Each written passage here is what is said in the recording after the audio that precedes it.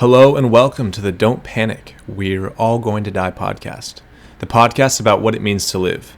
My name is Johnny and I'm a writer based out of Los Angeles, California. This recording will be released at midnight, December 31st, 2021, so whenever the new year is, and there's probably some symbolism that I could attach to it being the new year and all, but the reality is, it's just coming up in a couple of days, and so it seemed like a cool time to release something. First and foremost, thank you for listening. I hope that you get something out of this. In the conversation on this show, we explore life, what makes it worth living, and how can we deal with all of the suffering that accompanies it. It seems to me that everybody at some point in their life goes through some type of existential crisis where they begin asking themselves, what's the point of all this? And the purpose of starting this podcast is to explore a few potential answers to these types of questions. I'm not saying that my lens is perfect or that I'm some kind of authority figure. I'm not. I'm just on my own journey attempting to understand, and I'm learning every day. So whether you're an athlete, an artist, white collar, blue collar, whether you're left, right, or center, whether you're atheist or Catholic, this is a podcast about learning from each other. On my own journey, I've dealt with anxiety, depression, and existential dread for years, and it was through books and learning that I was able to pull myself out of it. In an effort to transform some of the pain that I've been through into something positive, I decided to start this podcast as a way to maybe spare you some of the effort. So if you find yourself in a similar situation as me, don't panic. We're all going to die, but there's no need to rush it because life is all about living. And that's the whole reason we're here. So with all that being said, thank you once again for listening, and here's some karate baseball.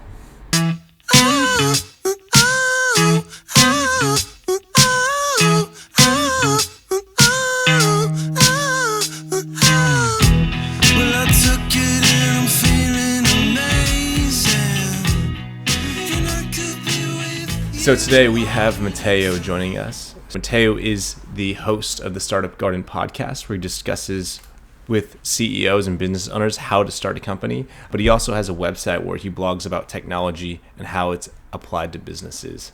Outside of that, he's also a friend of mine who helped me develop a lot of the ideas for this podcast, so I thought he'd be the perfect first guest. Mateo, really appreciate you joining us today. Hey, I appreciate it, Johnny. Happy to be here. Well, for this episode, since this is the first one, I thought it would be great if we could just discuss some of the main themes of the pod. So for context, the reason I started this podcast is because I feel like there's just not a lot of guidance for young people in terms of how to navigate these 21st century problems like anxiety and depression. And the goal of this podcast is to try and provide some of that guidance. But we don't need to lead with depression. I thought maybe we could start with the creative process. So you have a website, you have a podcast, you write, you also play multiple instruments. What is it about these creative pursuits that make them interesting? Yeah, hey, that's a great question. I feel like everyone's going to have a unique answer because I think what makes them unique is like what it means to you. For me, I feel like the best way I could relate it is having something that's creative that you can look forward to. I look at it in terms of that feeling you have when, say, you celebrated Christmas when you were younger. I feel like a lot of us can relate to being a kid and having a hard time going to bed, or they're just super eager to wake up because they know they have those presents lined up for them. And that's sort of how I feel when there's something I'm working on that I feel like I can put my personality into, whether that is guitar, piano, cooking, something creative like visually, like a website or anything like that. So, every time I have like a little project that I'm working on, I actually like kind of jump out of bed sometimes, or I'm up late at night. So, I'm not a morning person at all, but sometimes I find myself just getting up early because you have this interest that you want to work on because you're kind of like sharpening a skill, right? So it can be creative, but you're also just developing a skill that I think is useful in terms of expressing yourself. I completely agree. And also just like the act of getting better at things is just like a helpful skill to learn early. And I think that like doing it in a creative way, like the way that you do with the guitar, it's kind of an interesting way to tackle that, right? And just to jump off your point, the getting better at things, right? So I think I've told you one of my favorite authors is Robert Greene, and he's got a book, Mastery. And I think there is something very satisfying to human beings to see progress on things. I mean, it's that concept of like gamifying things too, right? You get further and further, whether you're leveling up, you see the return of your skill increasing. Those things are such good positive like conditioning, and just having that sort of recognition and reward. It's nice. And I think that also like part of it too is like, even though like, you may be interested in doing something like music or like writing, so the skills are translatable to other things in your life. So it's like the fact that you can approach an instrument and it kind of feels like something that's like alien the first time you play it, but then you practice and you practice and you practice and you get better at it.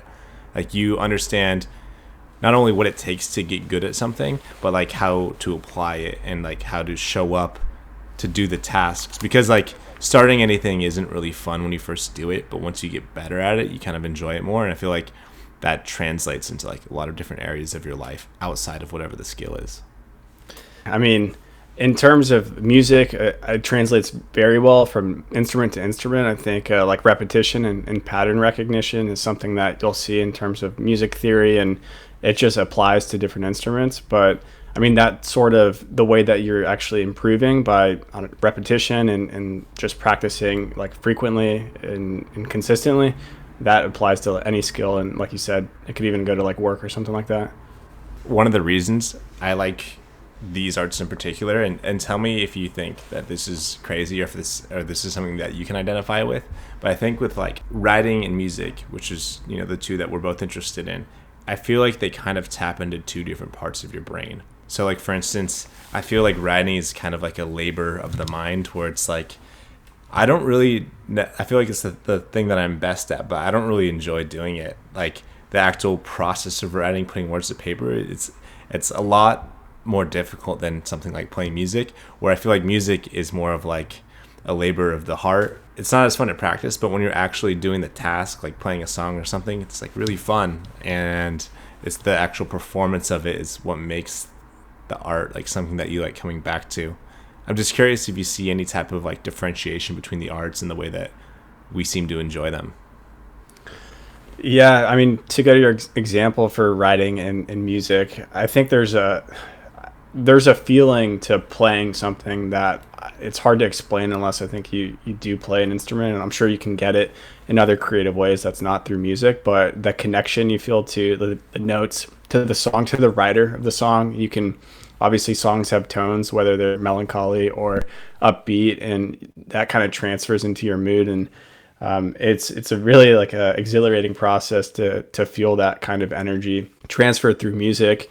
In terms of writing, I'm a little bit different than you, because I actually really don't enjoy writing. I feel like I enjoy the outcome of being able to take a thought that's in your head and actually organize it and put it on paper. I think that part is super important, and it's such an important skill when it comes to just work and communication, whether that's in work or interpersonal and in your personal life.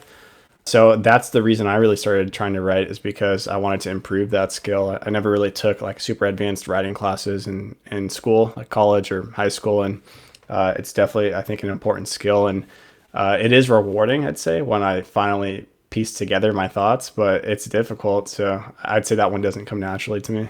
I think that is very normal. But it's interesting because when you're in school, writing is a part of what you do every day. And maybe it's like one of those things where school actually gives you really good books, but because the school is telling you to read them, you just don't like reading them and you won't like the book. I feel like maybe writing kind of suffers from the same treatment. But you're right. It is a good way to kind of like explore your thoughts and feelings about things. Like Kevin Kelly had said this thing I really liked, where he says, you know, I write in order to think. And I always really enjoyed that, because I feel like sometimes you have ideas and it just kind of feels like this cloud of like a bunch of different flavors almost. But then writing, you're able to like put it down on paper, and all of a sudden it's a nice meal. I don't know. That's kind of how I've always approached it. But I don't think that it's necessarily something that's you enjoy doing, even if you're good at it, which is kind of what's weird about writing. Painters like to paint and musicians like to play music. But then if you ask any writer, like, do you enjoy writing? The answer is usually no, and they have to be really disciplined about it. But the outcome and like actually completing something that is a labor of writing, I feel like it's like the most satisfying of any art in my experience. Yeah, I'm honestly just glad to hear I'm not alone, even when it comes to professional writers, that it's not something they sometimes always look forward to. Yeah, definitely. I think you'd have a more difficult time finding a writer who enjoys the actual act of writing than one who has to force himself to do it. But it's interesting that so many do. But back to the creative process, I'm always curious. One of the most interesting things to me about it is that everyone has a different approach to it. Everyone has something about their either preparation or their the way that they get themselves in the mood that's kind of unique to them. Is there any part of your creative process that is unique to only you, something that you feel like only you do? Yeah, I mean, in terms of preparation, I'd definitely be curious to hear other people's answers because for me, it's just kind of like having it top of mind, like in front of me and just going for it. I mean, and it's sort of the idea of going all in it because obviously, like I bounce around. There's certain things I like to keep consistent, whether that's music. Typically music, I'd like to keep that one consistent, but other hobbies that I think are still expressive and creative, like cooking and stuff like that, when I find them interesting, I definitely find myself getting sort of obsessed. And a lot of your spare time is dedicated to improving in that craft, which I'm pretty sure we related on when we originally first connected. It's like the idea of kind of obsessing over something and getting better at it. So I'd say any kind of interest, just kind of, what's the word? Absorbing yourself into it and just kind of getting lost with time is something I'd say is like somewhat unique. And like being obsessed with it, I think is like it's such a good way to put it, especially when you first discover something that you're like, okay, this is something I'm going to be very passionate about, and I could feel it I could feel it coming on. Is there anything that you do to help balance like your creative interests with your work life? Because I think that's something that a lot of people struggle with, where it's they have this creative interest, they have these things. Maybe it's not creative, maybe it's athletic, maybe it's just an interest, something that's a hobby that they really enjoy, and then they start working or they're in a job, and then that takes up so much of their time. Is there anything that, and then they ultimately end up giving it up because they can't seem to make the same time in their life for it as they used to be able to? Do you have any practices that you use to help make more time for your hobbies in your life? Yeah, I mean, I think time management's important in general, whether that's for a hobby or for work. So I'd say just like really trying to get a grip of that is probably most important. But I mean, I feel like it might be a blunt answer, but the truth is like you make time for your priorities. So if something really is important to you, you should find a way to be able to do it. I mean, whether that's for like actual human relationships and spending time with people or developing a new hobby, you can always wake up earlier, you can go to bed earlier. I don't want to get too like hardcore like some people. Like I'm a big fan of David Goggins and Jocko and some of those like those speakers that talk about discipline. But I mean, I'm not hyper disciplined like them, but I still find time to squeeze that in. So I think if it matters to you and you find a reason why it matters, like you can dig into the why and know why you're doing it, then you should be able to find time to do it. I actually wanted to pivot into some of the main themes that I hope this podcast will be about. And one of them is anxiety. It feels like everyone that I've spoken to that's, around my age, younger or older, it seems like they're dealing with something existential. Is there anything that you see as a specific contributing factor to this? And if so, why is it significant? And what have you found to be some kind of solution for it? Yeah, I mean that's a fantastic question, and honestly, if I feel like if I had the answer, I'd be like the real answer. I'd be a very wealthy person, right? But there's a few things. I mean, and I kind of stole that answer from one of my favorite authors, Robert Greene. He tends to answer questions like that sometimes, and it kind of goes back to like for right now at least the pandemic. I mean, the entire past few years, he had a really interesting point on, we've been kind of cooped up inside where we have a lot more in a way free time and less human interaction in a way, or if there is human interaction, it's virtual. So the big changes have happened recently in terms of just our daily life, and then in terms of that free time, that kind of adds us to, or it allows us to be able to think a little bit about our life, where we're at in our life. We have social media to allow us to compare where we're at in our life with people that we don't know. So there's there's a bunch of things going on here, and then that kind of lets you sit there and reflect on it. And I think it's tough because, I mean, I'm assuming most of the people listening to this might be on the younger side, and so you might not feel as far in your career as you'd like to be or something. You compare yourself this and that, and it's easy to kind of like get lost in thinking you should be somewhere that maybe you're just right on track, but you're just comparing yourself to someone else. So I mean, there's several factors, but I'd say, yeah, the more time to think about where we're really at and what we really want is contributing to that feeling of, I don't know, I'm not really happy right now or something like that. And just the uncertainty, I think, is a big thing about it too. When you're talking about like the pandemic specifically, I think you have a lot of time to think, but it's difficult to imagine what direction we're going, because it feels like there's been so many like false starts in terms of going back to normal. It's like, I thought that I was gonna be working out at the gym without a mask like 9 months ago, and we're still doing that. So you have all this time to reflect. Things aren't quite back to normal, at least where we're at here in California. But then you also you're thinking about your life, and in a way that I don't think a lot of people had the chance to, because their lives were so busy before. We've really had to drill down and think about what we want, and for a lot of people, it's the way that they feel inadequate, and so I think being stuck with your thoughts can be difficult for a lot of people, because your mind can take you for a spin sometimes. Yeah, I couldn't agree more. One of the things I wanted to discuss with you is you brought up young people, and I wanted to talk about something that I feel is a problem for young people in particular. And it seems to me like people really have a hard time mapping out their lives post high school or college, or whenever it is for them that's time to become like a real adult. For instance, like for me, I went to school, elementary school, high school, and then I decided to go to college after, so I went to college. But those were all steps that I was like, okay, well, I'm going to do this thing, I'm going to be doing it for 12 years, and then I'm going to do this thing and be doing it for 4 years. And then after that, it's like your life is mapped out, and then you just go into a completely blank canvas for the rest of your life. And I think that's difficult for a lot of people to deal with, just because it's a very scary idea that everything that happens in your life from this point forward is going to be a consequence of your own decisions.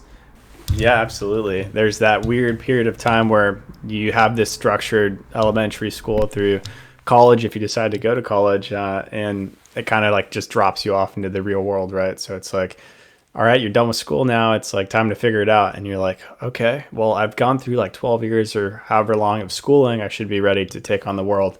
And then you realize that you're playing in like a whole different set of rules. So it's hard to adjust to. And I really feel for anyone. I remember what it's like for me when I first graduated. Expectation versus realities, it hits you pretty hard. Definitely. And especially when you're lacking a lot of like the life experience necessary to really understand a lot of the feelings that you feel. You brought up, being envious of a peer because, you could see their success on Instagram or not being in a career path you want to be. I think it's especially difficult when you have no experience at all. Like you got a degree in college, or you graduated high school and maybe you go into a trade or some other type of work, but it's usually not going to be the job that you want at first, and it might not even be in the industry that you want. Yeah, I mean, I feel like a way to try to spin it for anyone out there that's currently in that situation is every job you have that might not be like your dream job is just like one step closer to figuring out at least what you don't want to do.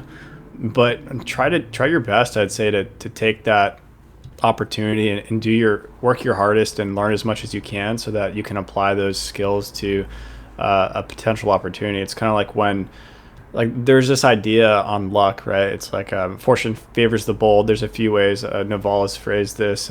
Luck favors the prepared mind. And that one really stuck with me because you might have an idea as to what you want to do, but if you're not putting in the work in your current job that maybe you don't like, what happens when that opportunity comes around and maybe you're not as prepared as you should be because you haven't been putting your full effort into your job, even if it's not something you're enjoying. So I feel like having that in the back of your mind, like fortune favors the prepared mind. It's like, okay, how do I get myself ready so that when opportunity comes, I can seize it? Right. I love that. And I think that the point that you made about even if you're in a job that you hate, at least you're learning what you don't want to do. I love that, because I've definitely been in jobs that I've hated before, and it's like, why am I doing this? And then you just you pivot, and like for instance, the story for my life is I went to film school. I had this kick-ass internship with like a producer that I was a huge fan of. But then getting into the entertainment industry and doing some jobs and working with some people, I was just like, I had prepared my whole life to do this thing that I'm realizing is not at all aligned with what I thought it would be and what I want to do for the rest of my life. And so like that was a tough learning experience, because you invest time into learning that it's not something you want to do, but just at least taking it from an optimistic perspective of being like, okay, well, at least I learned a lesson from this, and then taking action to pivot in a different direction, I think was ultimately a really good call, even though it was something that I really didn't want to do as it was happening. Yeah, 100%. And it's also like taking that experience and thinking about what are the things that you learned, because it'd be easy, I could see, if you have this expectation, it's not what you thought it'd be, and you start getting upset or bitter. You're like, I can't believe I spent all this time. I dedicated all this portion of my life to developing these skills, and it's just not something I want to do. It's like, it's easy to get down about that, but I feel like you can take a step back and say, I just developed all these skills. I learned how to compose things. I learned framing, like all the different aspects you learn in that. And it's like, okay, how do I take that and apply that to another area of your life? So it's that idea of just developing more skills, right? I feel like that's something to be happy about in itself. Definitely. And always learning too, like developing new skills and always learning. So I know we've talked about, anxiety in relation to, a career or work, but I was curious to get your thoughts on, anxiety as it relates to kind of just being. It seems like a lot of people struggle with anxiety, whether it's, they're really concerned with what people think of them. I know a lot of not wanting to be where they want to be in life comes from work, but sometimes it comes from other places. Oftentimes it could just be getting fixated on things that happened in the past, or it's just the fact that people just can't seem to stop thinking so much. Is there anything that you use to help you maybe calm down or find some type of balance in life when you find your brain to be more anxious than usual? Yeah, that's a fantastic question. I mean, things I feel like have worked well for me is just, you got to take care of yourself. So staying physically healthy. So whether that's a clean diet or making sure you're working out, or both, I think at least checking one of those boxes. If you're at least eating well and maybe not working out, at least you're eating well. If you're not working out, or if you're working out and not eating well, at least you're staying somewhat active. But if you can do both, I think that's great. It's a great start. Staying connected with important friends and family members. I mean, I feel like some of the most grounding people in my life are friends and family, people that you can trust, that you can open up to, that you can kind of have as like a rock for you. That's important, and knowing that you can be open and honest with those people. So if you don't have that, finding a way to develop that kind of relationship, I think would be important. And then I would also say like zooming out. So like taking a macro perspective on your life, whether that's like, I hate to say comparing yourself to someone less fortunate than you, but I mean, that puts things into perspective, right? I mean, sometimes it's easy to think I'm not happy right now because you're not exactly where you want to be in work. But if you like take a step back and say, wow, like there's people out there that have it way worse than me. Like look at the opportunity I'm presented. I think that is helpful, as well as potentially journaling about gratitude, or even just saying it. So just taking a second to think about things that are important to you, and listing that out so you can like tangibly see, well, I actually have some good stuff going for me. And then I'd say probably the last part would be to just read up on philosophers. I think we connected originally on the Stoics, which is interesting, and I think other people would find them interesting because you'd be surprised how relatable their problems were like almost 2,000 years ago. I remember reading Meditations and thinking like, it seems like Marcus Aurelius, which was written in like, I think the what is it, like a year 100 something. I was like, it seems like he's talking to me. I was like, these things are so relatable and it's so long ago. It's just whatever problems that I think people have thought about, I mean, they've been thought about before. So I'd spend some time listening or reading up on people that spent their life figuring out like answers to them. Mateo, anytime anyone says the word stoic, my ears perk up a little bit. So I'm glad that you brought that up without asking you to. Mateo, I think those are all great answers. I really like the idea of, working exercising every day. I think that is really helpful. Diet is something that I personally do struggle with. I tend to lean more towards convenience than sustenance, which is probably something I should work on. But I think out of the three you mentioned, zooming out is probably my favorite because it's the one that I find myself doing the most. Comparing yourself to someone less fortunate, like it might sound bad, but really all it is gratitude, right? It's just saying that, whatever is happening to me, it could always be worse. But I'm really happy that you brought up the Stoics, because I found Stoicism about 4 or 5 years ago, and it was a completely transformative experience for me, specifically meditations. Something about reading like the actual thoughts of Marcus Aurelius is, I feel like it gives you a better insight than some of the other texts in Stoicism.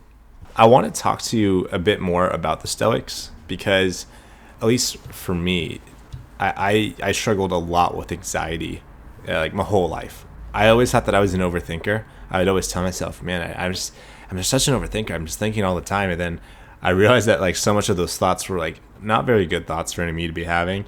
And I was like, I need to figure out a way to correct this, because I think once mental health became more of like a topic of conversation, like, in terms of like culturally and in society, I realized like, oh my God, like all these people that really struggle with anxiety, like, these are the feelings, they're describing feelings I've had my entire life. And so I thought, okay, well, this isn't normal. I shouldn't be thinking all these things all the time. So much of it is just worrying about what's out of my control. I found Stoicism to be the perfect solution to my own personal anxiety. And I was hoping we could dig into it a little bit more. And I think it's important maybe to describe for listeners exactly what Stoicism is. So I'm going to give it my best shot, Mateo. And okay. If you feel like I missed anything, please throw in anything else that you think is also important. But Stoicism, it is an idea, or really a philosophy that came around ancient Greece, but there were a lot of really famous Roman philosophers who were also Stoics. And the idea is really based in perception followed by moral action. It's really about perspective, or rather, you control how you react to the things that happen to you. And so it's trying to shift your perspective on, fate and life, and then taking action to react to it in the way that's the most optimal for you in your life. Is that a pretty good summary? Is there anything I'm missing? No, I think you hit the nail on the head. Honestly, I feel like the writer in you just came out, and I'm really glad I didn't have to go first. That was perfect. I think the only thing I would say, if someone asked me and I had to say it like super quick, would just be, because this is what I've taken from it, at least, and I could be off here, is that it's really about like teaching you to just think about the things that you can control and the things you can't, and learning to accept what you can't control because there's nothing you can do about it, and then doing your best to like improve or control the things that you can, right? Because that applies to any area of life, whether that's personal or work. Definitely. And also I would add that what's cool about it is that it's not something that you need to like identify as and only as. It's not exclusive. Like you could be a Stoic Muslim, you could be a Stoic Buddhist, even though they have a ton in common. You could be a Stoic Christian, a Stoic Republican, Democrat, whatever. Like it's a set of ideas that is very applicable to, no matter what your situation is in life or what your political belief system is. Like it's very malleable. And like you see that with like the most famous Stoics. Like you have a Stoic emperor in Marcus Aurelius, and then you have Epictetus, who was a slave and then became like this famous orator, right? It's that's what I like the most about it. Is it's just like, it's so, like you said earlier, it's just so practical, and it feels like so relevant even today, even though it was written thousands of years ago. Yeah, 100%. And actually, just touching to social media, I'd say, a lot of reposts I see of like, I don't know, motivational quotes and stuff that I'll see on my timeline, I'd say are either a Stoic quote or like some sort of modification of like a classic Stoic quote. So I think if you don't know Stoicism yet, I'd look it up out there in the audience, because you'll start to recognize like, whoa, that phrase, like that's where that came from, or it's pretty cool to see it around. Definitely. And you see it all the time. Like you see people, I see a lot of Stoic quotes around, and I feel like the people who post them, like they probably don't even know what Stoicism is, but the quote really resonates with them. And that's not to be like pretentious about knowing what Stoicism is. So that's just kind of like proving how malleable it is. But yeah, I found like it's had an enormous impact in my life, and I definitely encourage more people to look into it. as well, because I think the ideas are just so relevant and useful. Another cool thing about it is you mentioned seeing it on social media. Like, I feel like I see like Stoic ideas all the time, and oftentimes the person who's saying it is like, it's not necessarily them being Stoic, but it's just like a really cool Stoic idea that I borrow. So like, for instance, I like watching like mixed martial arts, and Dustin Poirier, who is like one of the top guys in the lightweight division. He's had to take like all these really high profile fights, and he was asked one time, like, how do you deal with the anxiety and the pressure that comes along with being in a fight, broadcasted to millions of people?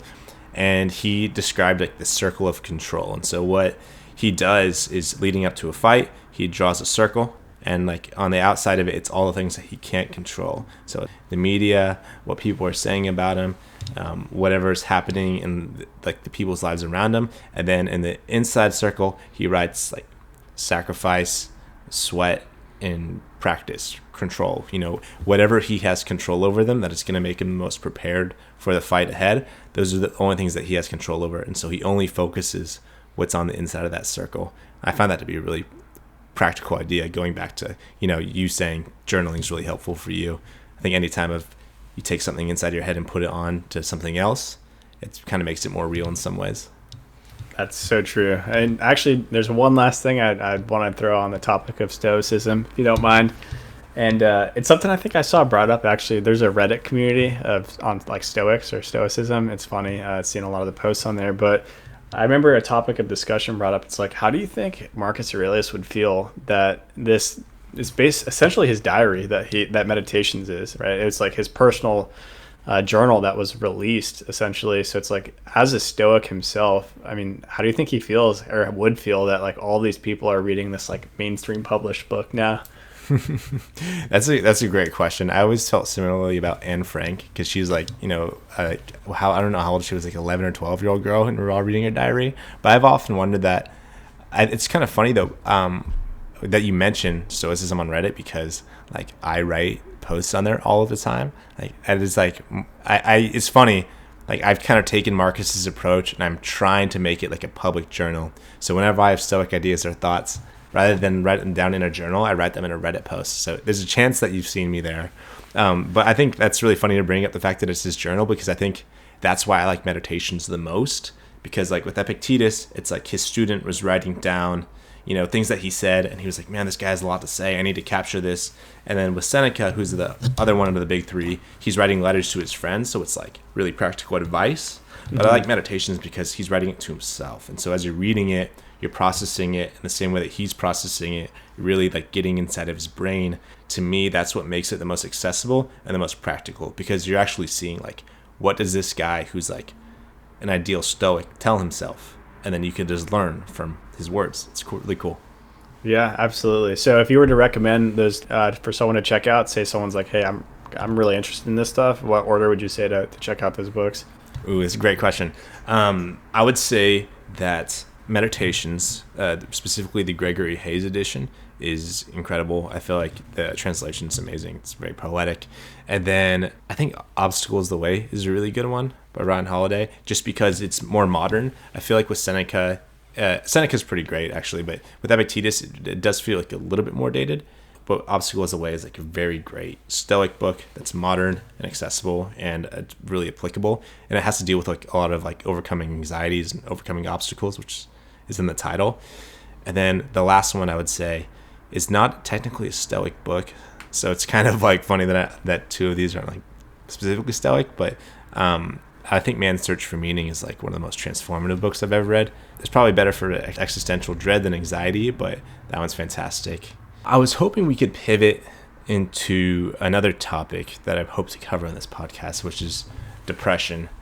Depression is a little bit more difficult to dissect because I feel like it's more personal and the causes for it are so unclear. But it seems to me that things are getting worse. And I don't think the pandemic has helped, but even before then, you could see spiking rates of depression, anxiety, and suicide rates. And I was curious, is there anything that you see as a potential contributing factor to this? And then again, is there anything that you see as a potential solution for that? Yeah, I don't know. I mean, it's like you mentioned, right? I don't have the statistics in front of me, but it's 100% true that these rates have been increasing, right? Like you could Google it and the stats are out there. And specifically, I think with younger teens. So it's scary to see those statistics. And before getting into what might contribute into it, actually, I think this is the answer. Is in a way social media. And there's Scott Galloway. He's a professor at NYU Stern. He's in marketing, but he's got some fantastic ideas out there. And he has this famous post about he'd rather give his kids, like his teens, a bottle of Jack Daniels and was it some weed or something like that? I don't know. It's definitely not something I think you'd want to give your kids, but he said I'd rather give them that than like Instagram. And I think that's such an extreme statement, but it also kind of I think explains what's happening in terms of how toxic some of this content can be for people, especially in your developmental years. I mean, because I can see it affecting me and my happiness sometimes, and I'm 25. Like, what does that do to someone who's like growing up with this, like at 14 or even younger potentially? Absolutely. And also tying to that, it's like I feel like in a lot of the ways we are kind of like the guinea pigs for this type of thing. It's hard to imagine what a 14-year-old is going through because you're 25, but it's like, dude, like you're only 25, it hasn't been around for that long, and Yeah. we don't really know all the repercussions. We know that it's like not great for you, and it's hard to talk about it without sounding like a Quaker, but it's not great for you. And I feel like the answer is maybe like limiting usage, but it becomes a very difficult thing to do, to detach yourself from. Yeah, I mean, I'd say that like a couple potential solutions. I think you're spot on. Limiting usage, that's tough, right? Unless you're a parent and you can like implement those type of time restrictions on like your kid's phone or something. But if, let's say you're slightly older, you're an adult, and you obviously take care of yourself. It's so hard to develop that discipline. I have the screen timer stuff on my apps, and I find myself hitting ignore sometimes for the day and just being like, what's like 30 more minutes, 15 more minutes on IG or something gonna do? But so it's tough. So I think it can also be useful though. So that's like the double-edged sword of social media, is that there are times where if I post a story or something and people I haven't spoke to in a while will respond to it, it is really cool to see how you can stay connected with friends and even make new connections and new friendships through something like social media. So there are benefits to it, I'd say. Obviously, there's a lot of negatives that come with it. And then I'd say the other benefit would be I've been pretty surprised at creating like separate accounts that are dedicated to a topic of interest, right? So like for Twitter, I opened a new Twitter that is like pretty specific to like business and finance stuff. And some of the content I find on there is like unbelievable. I'm like, how is this free? There are definitely positives. There are definitely positives. And I would rather have it than not have it, like if it were up to me. But I think that it's the sinister thing about technology is that the solution to your problems is often the same thing that causes them, right? So it's like, for me, I never go on Instagram or TikTok or any social media apps and like leave being like, that was the best use of my time. Yeah. But at the same time, it's like if I was like suffering with anxiety, depression, wanted a solution to these things, I feel like the best way to start would be like my phone, right? Because you can go on your phone and you can schedule a therapy appointment, a doctor appointment. You can order a book that might be useful. Like it's all the same tools, but the thing is that like, which are you gonna do?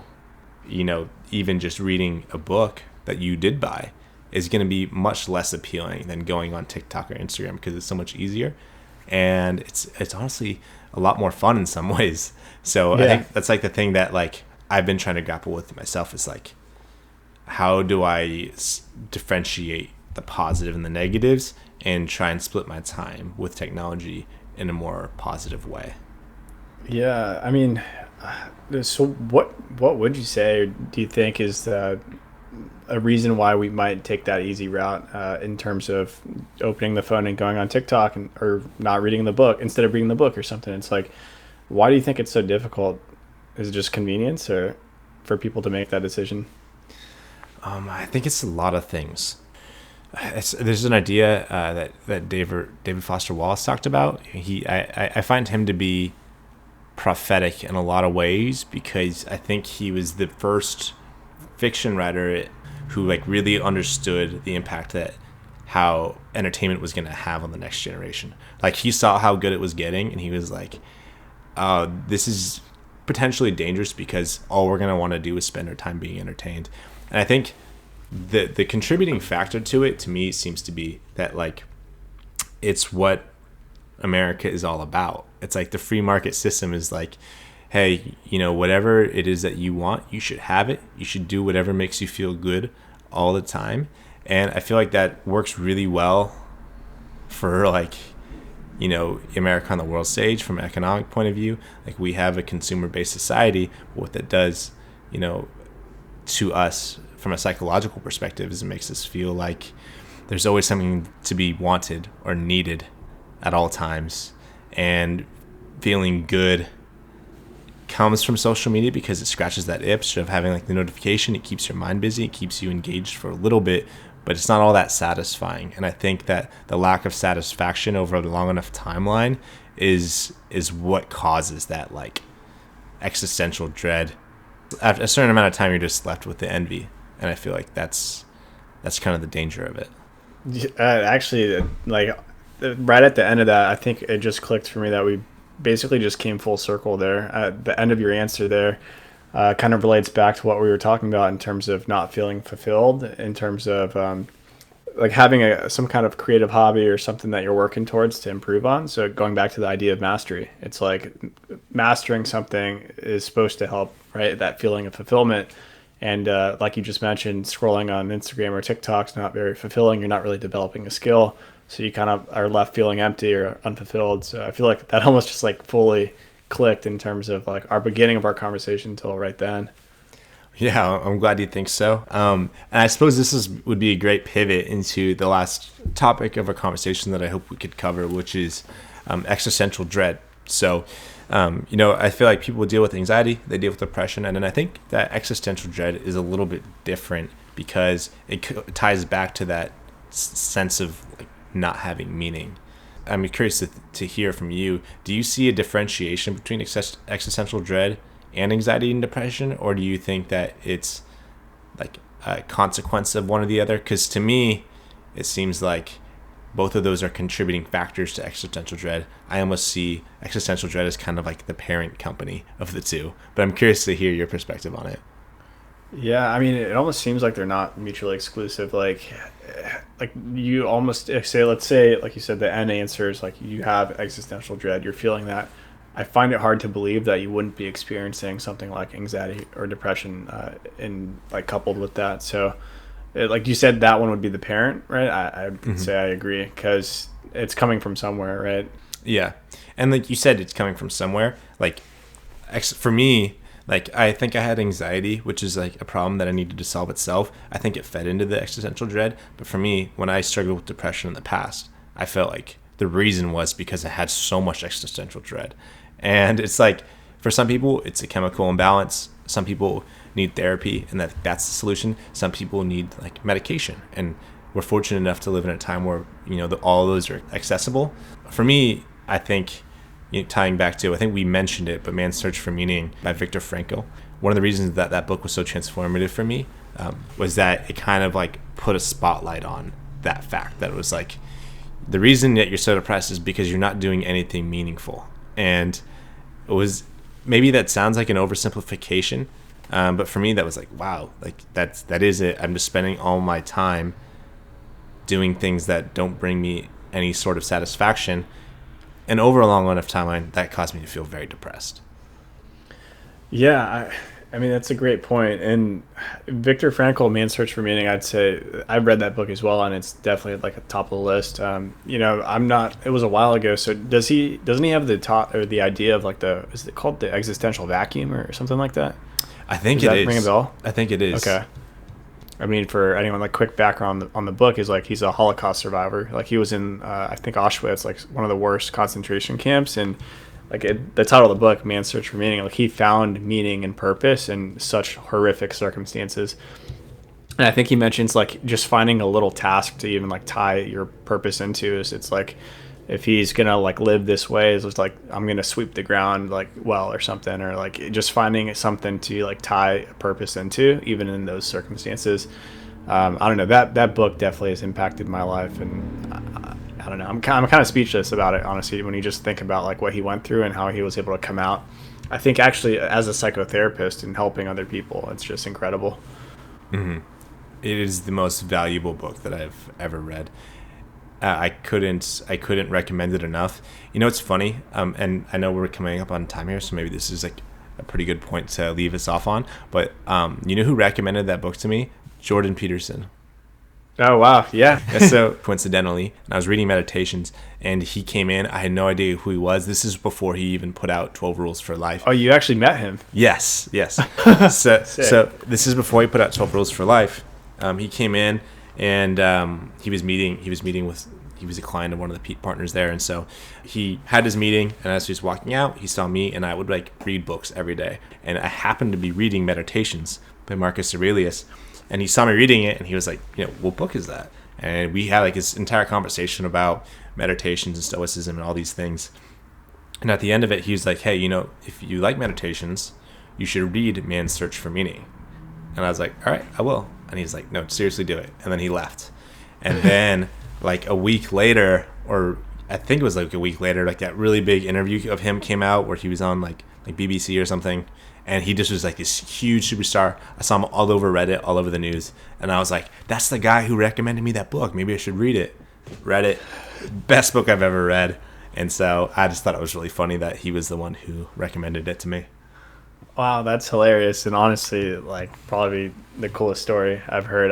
That's one of the books. It makes for a fun story. Anytime I meet somebody who's like a big fan of his, I don't agree with all of his ideas, and this isn't an endorsement of his philosophy. I just thought it was like a really cool recommendation for me because it ended up being my favorite book.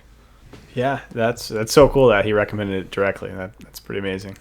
So last question, before we close out here, I plan on asking this to everybody just because although I find it to be a little bit of a cliche question, I do think it's useful for listeners who may be younger than us, maybe older than us. I think it's just a really good thing to keep in mind. If you can go back in time and meet yourself, what advice would you give him?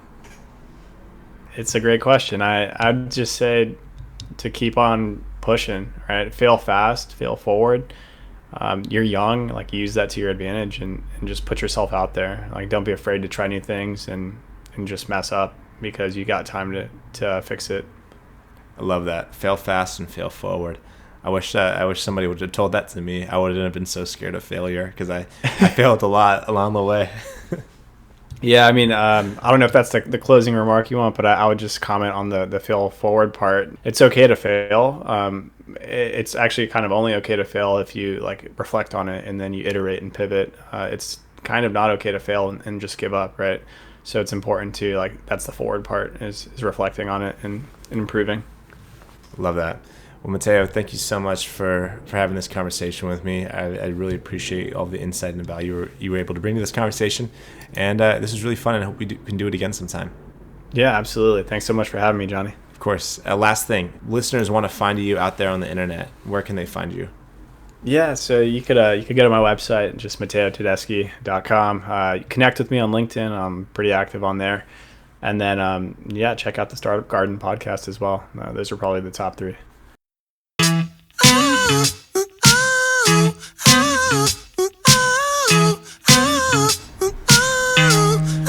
All right, well, that's all we have for you today. If you enjoyed this episode, you'll definitely enjoy the next one. It's a conversation with Dr. and author Jill Ringer, who battled and survived cancer not once, but twice.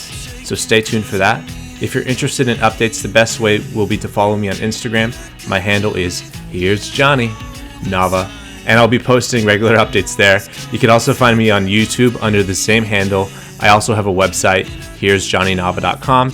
It's kind of under construction right now, but it won't be for long. And if you're listening to this after the new year, Happy New Year. If not, then I hope it's been a good year for you so far. I'm looking forward to seeing you next time, and try not to panic too much before then.